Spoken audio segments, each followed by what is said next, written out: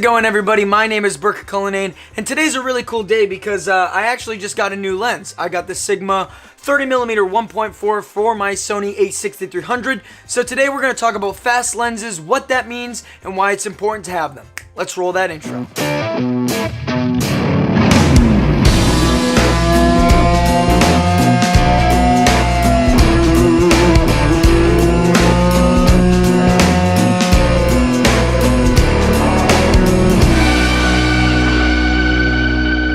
When you're first getting into photo and video, typically the first lens that you're ever going to use is the kit lens that comes with your DSLR or mirrorless camera, if that's what you're shooting on. Now, a lot of kit lenses are great and they can produce some really good images, but there are some downsides to these lenses. Usually these lenses aren't fast.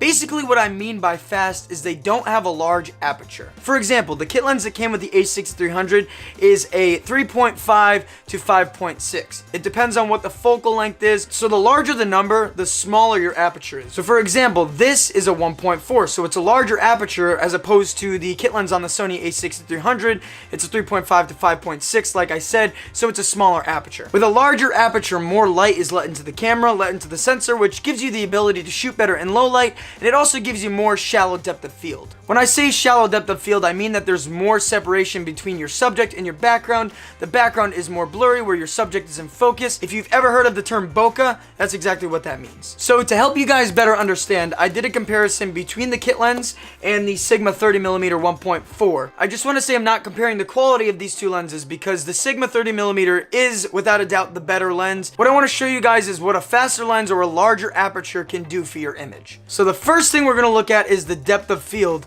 that separation between your subject and the background, the bokeh effect.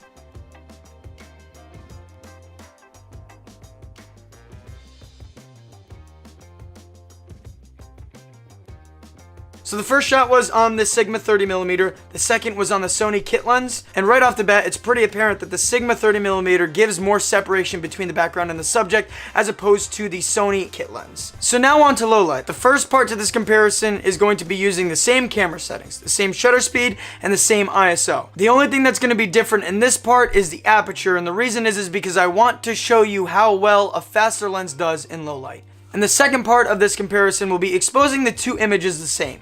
So the ISO on the Sigma 30mm will be different from the Sony kit lens. The only light source I used to shoot these images was the flashlight on my phone. So let's take a look at the first comparison.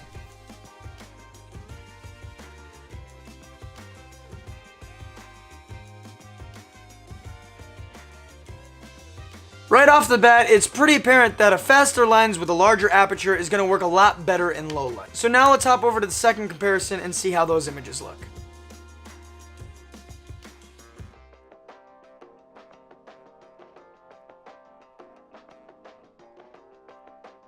So when exposed the same, both images look really close. There is a little bit more noise with the kit lens because I'm at a higher ISO, but honestly on YouTube you're probably not going to notice that because of how YouTube compresses videos.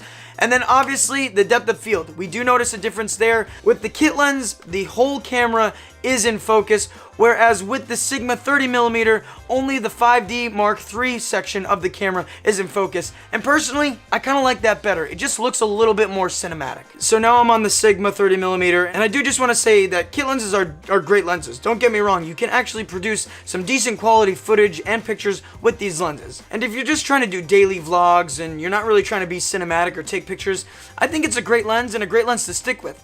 However, if you're trying to get into more filmmaking, you want to do more photography, and you want a more cinematic look, getting a faster lens with a larger aperture is probably going to be the way to go.